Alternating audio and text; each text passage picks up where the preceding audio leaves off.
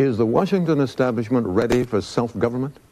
This weekend, that is a good question. After another grinding argument about how to spend the tax money, how to stop running up debt on top of the $5 trillion debt we already have, the Republican and Democratic negotiators quit in anger, could not agree. So a part of the government is shut down again. For how long? Nobody knows. Each party blames the other. Republicans in Congress blame the president, and the president blames them. And there you have it. We'll look into this on both sides with today's guests. Leon Panetta, the White House Chief of Staff, speaking for the president. Senator Pete Domenici, Republican, New Mexico, Chairman of the Senate Budget Committee. Representative John Kasich, Republican, Ohio, Chairman of the House Budget Committee. And our discussion here with Sam Donaldson, George Will, and Cokie Roberts, all here on our This Week program. First, a little news. Russia's second legislative election is underway, and it is seen as a test of Boris Yeltsin democratic reform. The vote across 11 time zones is said to be very large. The communists are expected to do well with their demands to roll back the reforms, and we'll have no results until tomorrow. The federal government is still partially shut down this morning. The White House and the Republicans apparently are no closer to an agreement on how to balance the budget. Majority Leader Bob Dole tells us it could all be worked out in a day if he and the President and House Speaker Gingrich could sit down together. Here's ABC's John Martin. John? It's a rerun, David. We're closed. Shutdown 2 in the Super Bowl of politics. The President and the Congress racing for the goal line with a budget deal that falls through their hands as the clock runs out. When they met Friday afternoon, Republicans expected the President's negotiators, led by Chief of Staff Leon Panetta, to present a budget balanced over 7 years based on Congressional Budget Office estimates of revenue. If you see white smoke coming out of the room, you know that we're on to serious negotiations. Instead, they found the White House basing its budget on more optimistic estimates of revenue. Democrats expected congressional Republicans, led by Senator Pete Domenici of New Mexico and Representative John Kasich of Ohio, to present a budget with less drastic cuts in Medicare, Medicaid, education, and the environment. Every time we add additional savings, they say that's not good enough. Finally, today, I said, what's good enough? Apparently, the number of dollars in dispute is about $115 billion. That was enough to end the talks after about 2 hours and set the stage for showdown. Now the Republicans in Congress are not only refusing to talk, once again they are threatening to shut the government down if I do not accept their deep cuts in health care, education, the environment, and their tax increases on working families. Don't come on television, Mr. President, and say we're devastating this and devastating that, because in fact you know that in our budget we added back billions of dollars in Medicare and Medicaid and made other real adjustments. Yesterday, the two sides kept up the appearance of being ready to compromise, if only the other side would be reasonable. We believe that they need to come more our way. We're willing to come more their way. But we do need to get an agreement. So close to Christmas, nobody wants to play Scrooge. The president vowed to keep the national Christmas tree lit, even if he has to pay for it himself. Cost?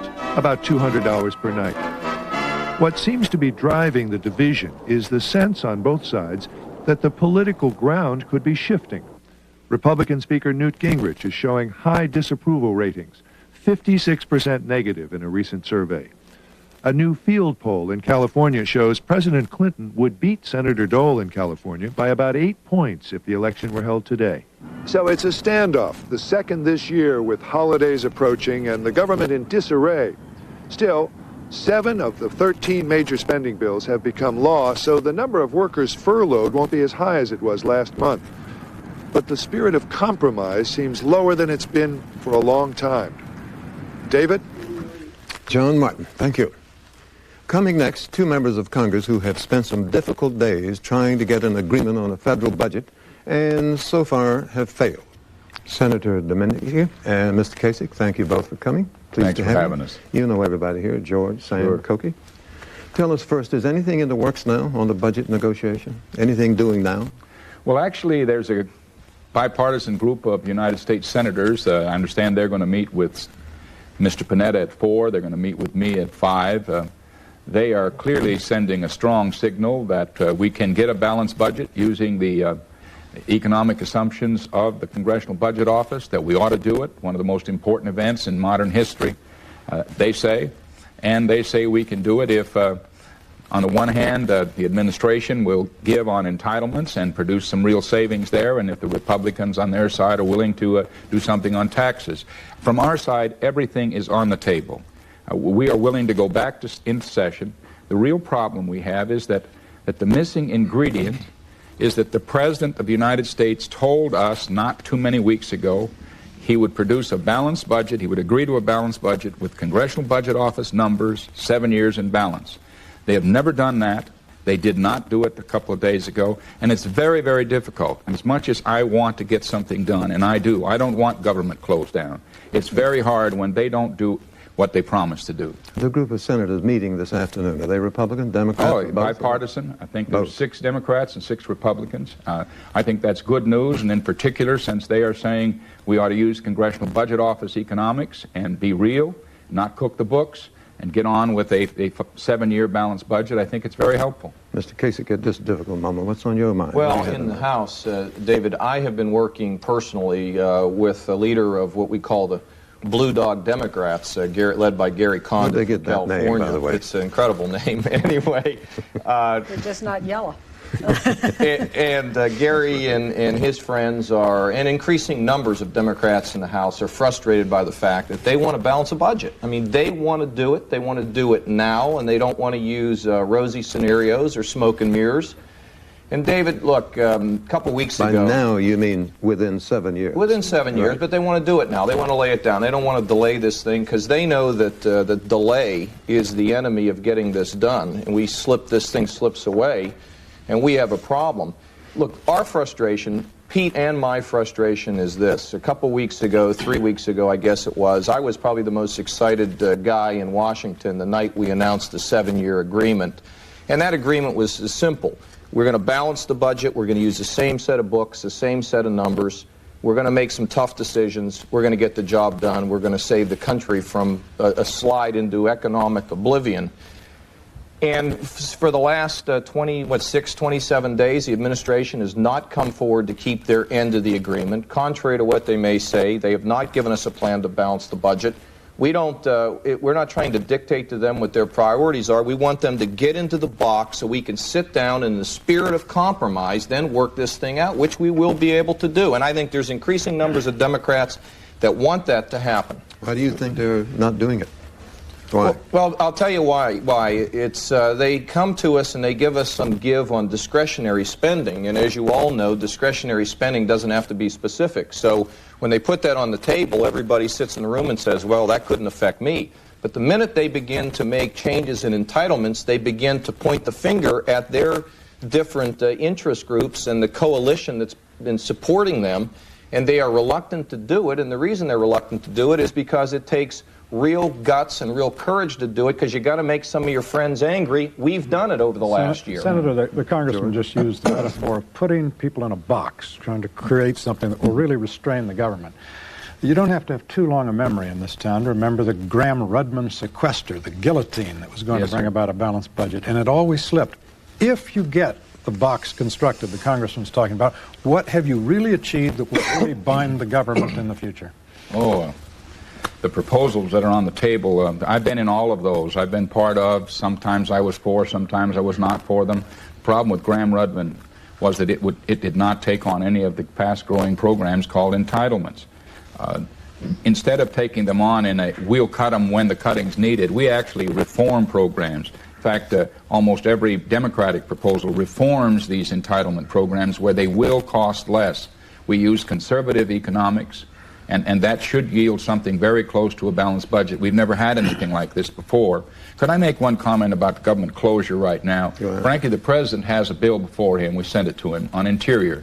There's going to be some things said about the Christmas tree, and you opened with it. That's part of Interior. The Interior bill is before the President. He can sign it today. There is not a dollar different, George. There's no money involved in it. There's an issue of timbering in Alaska. He's being told by one group of his people to veto it. He's been told by another to sign it. He ought to sign it, and there will be Carlsbad Caverns in New Mexico, and the other things will be open. That's not our fault. That one's his. Congressman, the rhetoric of revolution has been used by Republicans. As I understand it, under the president's proposal over 7 years, the government will raise in revenues $11.4 trillion. Under the same 7 years, the Republican proposal would raise $11.2 trillion.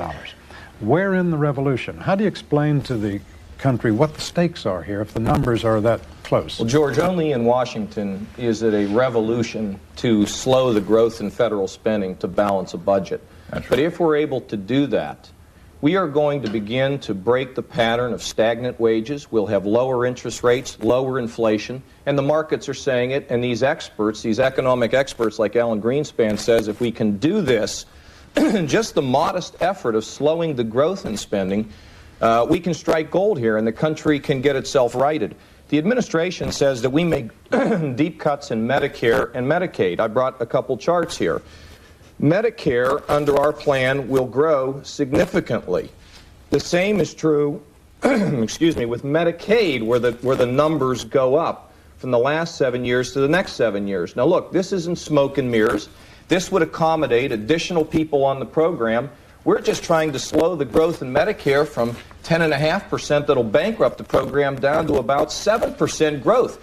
Grandma will be in good shape with this program. She'll have quality care. The administration says deep cuts in Medicare and Medicaid. It just isn't true. Slowing the growth will get this job done. Senator Domenici, you talked about the bipartisan group, 6 Republicans, 6 Democrats, and you accurately reflected that they're saying, you guys give up some of the tax cuts you want. The president has to come up on reductions in Medicare and Medicaid. It sounds to a lot of or some other entitlements. Or some other entitlements. It sounds to a lot of people that you and Senator Dole are willing to make a deal. So, Mr. Kasich, you and Newt Gingrich and the 73 House Republicans say, no, sir. No, not at all. We're all ready to make a deal. We went to the conference committed and directed by our leadership that everything was on the table. All we're asking for is a tax cut on the table? You've given up $5 billion of it. Absolutely. Why not give up $60 billion of it? Look, we gave $60 billion. We went $60 billion their way in Medicare. We went 35 to 40 billion their way in Medicaid. We put money back for education and the environment. You wouldn't know that from the president's Senator, it's well known that before all of this started, you said we shouldn't have a tax cut until we can get a balanced budget. Look, and now my question is, you're willing, are you not, and Senator Dole to deal? And I'll give Mr. Kasich a chance to answer. We're all but the ready. House Republicans say it's rule or ruin. Look, here, that's not the issue. The issue is, are you going to restrain spending or not? You see, the president told us he had a way. He would get us there. He would give us a balanced budget. We want to go negotiate with his balanced budget. And the problem is, he just won't do that. I mean, he gave us his word, and then they come to a meeting, and it's like there's no word around, like we're in another world. Sam, the Speaker himself said that everything is on the table. We've told him that. Look, you're willing to give up, say, $60 billion Sam, we're not going to. You think I'm going to get you to negotiate with me on this show today? We'll get you in the room, maybe. I'm trying to get you to negotiate. Sam, look. You'd be welcome. The deal was this. You got a ranch. You understand how you buy livestock and all that stuff. I understand how to go broke. You get a contract. You know what the contract is? The contract was we all put our balanced budgets on the table, we get in between them, and then we do a little negotiating. Now, we've put 2 down that balance the budget and abide by the contract. They won't put any down that meets the rules. Now, I mean, Leon may come out here and say that he's done it, but he's not. They're cooking the books. They're using they're using goofy math. Now, Sam, here's what we're suggesting. We put our plan down. We say this is what we're for. It's like going out Christmas shopping.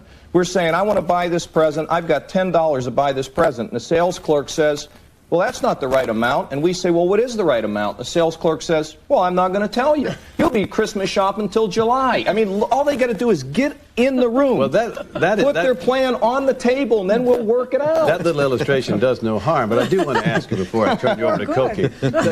Oh, good. Does it really help the negotiations when both sides call each other names? I mean, Senator Dole says the president's latest plan is garbage, or rather he talks garbage. And both of you, particularly Mr. Kasich, are coming perilously close to say they don't tell the truth, they lie. Does that help? No, I think we have to, look, Sam, we just need to stay in the room. Pete and I have not left the table. We're in recess. We're asking them for one simple thing. Just put your plan on the table that meets the contract. We'll then sit down and work day and night to work it out. Using CBO figures. This is using real numbers, math that adds up. Look, Sam, the bipartisan group that I talked about with David, they're going to use CBO numbers. There have been 3 other balanced budgets produced in the Congress, and they're all using the more conservative estimates because they want it to be real. They want it to be real when we're finished. They say, of course, that they have put a couple of things on the table since that last meeting, and that you agreed, and this is a bit of Washington Arcania, but that you agreed that you would allow consultation with their economist, yes. and that has not taken place. Oh, my. Well, there is listen, Koki, this is what people in the country have to understand. Every time we get to the point of making hard choices, the politicians in this town on both sides blink. And we keep sliding. The country gets deeper in debt, and Americans get scared. Okay, Pete Domenici and I are saying we're going to use real numbers as established by the agreement. And let me just suggest to you, this is not about... But the agreement did say... Well, they're consulting. They're consulting. Who should consult? Is that up to us? The OMB refused to consult until 3 days ago. From the day that bill was signed by the president, they would not consult. Now they're consulting, like at the last minute. But let me move to some political questions. One of the things that we saw in John Martin's piece, and we've been seeing, is that since the first shutdown, that it's been bad news for Republicans. Republicans are dropping in the polls. The president is going up in the polls. What do you do about this? I mean, is this a stance that you can't maintain? Koki, this is not about polls or elections. This is about balancing the budget and saving the country, saving the next generation, and being able to restore decent wages for Americans. If we go down to 0 in the polls, that's not the issue. It's about time politicians start ignoring polls and trying to do what's right, and that's to slow the growth in spending and get our fiscal house in order. Koki, I believe these are all temporary. I think the American people understand, and I want them to understand from my standpoint, the most important thing is to get a balanced budget. Do they want one or not is a question. Does the president really want one, or does he like the gains he's making? To me, it looks like they like what they're getting in the polls, and they don't want to take any risks. But, that's what it seems like to me. Given the fact that bills aren't passed, the government shut down, why would people want to elect any of you at either end of the avenue? The president, you? I mean, if we were doing our jobs that way, they probably wouldn't want to keep us employed. They don't. Well, look, from my standpoint, there is nothing more important on the agenda, I regret to say, to every American out there, nothing more important than that we not give up on this balanced budget. And that's what we're going to do. We're going to stay there. We're going to take some heat, but we got to try to get it done. It's important to the future. This is not about children. This is not about children in the sandbox. This is about fundamental principles of righting this country economically, Koki. And you know what's going to happen? We are going to work it out because the administration will come to the table because their Democrat cohorts in the House and the Senate will say we must do it and not blow this opportunity to fix the country. We look forward to seeing it. Mr. Casey, thank you. Senator Domenici, thank you for... Mr. Panetta, thank you for coming. Nice to be here, Pleased to have you. You know everybody here, and I have do for a long indeed. time. Always nice to have you. Now, I'd like to make a general point, having no particular relevance to our problem. Welfare states all over the world, even in Sweden, even in Germany, are all in trouble. Can we ever hope to escape it? They promise too much, promise more than they can deliver, and they wind up struggling to pay for it, which is about where we are. Well, I'm not so sure I agree with the basic premise that the United States is a welfare state. I think... well, this aspect of it, certainly. Well, I think Democrats and Republicans have worked together in this country for a long time, trying to build a support system for families, trying to make sure that working families can make it in our society. Are there ways to try to tighten it up so that we can, in fact, discipline ourselves as we try to meet those priorities? I think there are ways to do that. I think we did it, frankly, the last 3 years when we put a budget in place that cut $500 billion from the deficit. Well, we didn't have to take it out of the hides of the elderly or out of kids or out of students, and yet we cut the deficit in half, and the economy has been doing very well since we did that. That's the kind of example I think we need to use as we structure a balanced budget. we can do a balanced budget, but we can do it in a way that protects some fundamental priorities. I think it can be done. It isn't one or the other. It isn't one or the other. What is happening now? What's the next step? What are you going to do next? I think the next step is hopefully to continue to try to urge the Republicans to engage in these negotiations. I mean, for 2 weeks, very frankly, we have said that the important thing about these negotiations is to begin to talk about the issue differences that we have. This is not just a numbers game. If you could balance the budget just by the numbers, that's easy if you don't care what the consequences are. But this is not just about numbers. It's about people and policies that affect people. So what we have been urging for the last 2 weeks is let's sit down, walk through each of the major issue areas that we have differences, whether it's Medicare, Medicaid, student loans, agriculture, veterans. Let's walk through each area. We'll indicate what our policies are, you indicate what your policies are, and let's see if we can begin to bridge our differences. Every time we have done that, they have refused to go into those issues. Why? I don't understand that. They keep saying, put an offer down. This isn't just a question about putting offers down. This is a question about fundamental differences on policies. Let's talk about those. I've been collecting presidential verbs regarding Medicare. The president said the Republicans want to destroy Medicare, eviscerate Medicare, let it wither on the vine, and yesterday I think he said decimate. Actually it means cut by 10%, he means destroy. Now, under the Republican proposal, spending on Medicare will balloon to 15% of the budget in the year 2002. It will increase at twice the rate of inflation, which was the president's proposal 2 years ago. And the difference in per capita spending is $137 a year. Now, is that rhetoric helpful? George, first of all, the wither on the vine rhetoric is not the president's. It's the Speaker of the House. The president then repeated it, however. But the Speaker has made clear that was the goal here with regards to Medicare, and that's frankly always been one of our concerns. If you look at the substance of the proposals, the reality is that if you in fact are doubling the premiums and having seniors basically pay $300 more, at the same time you're cutting about $1,200 from basic benefits, admittedly, spending in Medicare continues to rise, but the cost of health care, the cost of what you get, rises at a faster rate. It's the same as if I said to you, look, your salary is going to double these next 2 years, but the cost of living is going to triple. I think you would find that to be a cut. This is not just a question of increased spending. This is Mrs. Clinton 2 years ago. We're talking about beginning to reduce the rate of increase in Medicare from about 11% increase annually to about 6 or 7% increase annually. It's a Republican proposal. They just bought Mrs. Clinton's program. Mrs. Clinton's comment was in the context of health care reform, which the Republicans oppose strongly. There's one way to get savings in Medicare if you're in fact improving the overall health care system for people in this country. And saying to people, yes, we're going to be able to trim the growth, but we're going to provide a better health care system for people in this country. Republicans rejected that approach. Now they're basically saying, let's trim Medicare, make it a second-class system without improving health care in this country. That's wrong. Even with the Republican tax cut, even with that, which is, I guess, 2.5% of federal revenues over the next 7 years. It's a trivial little tax cut. Even with that, federal revenues would increase 37% in the next 7 years. How much is enough for this government? George, the question here, as I said, are fundamental priorities about the kind of country that we want here. Look at the Republican budget.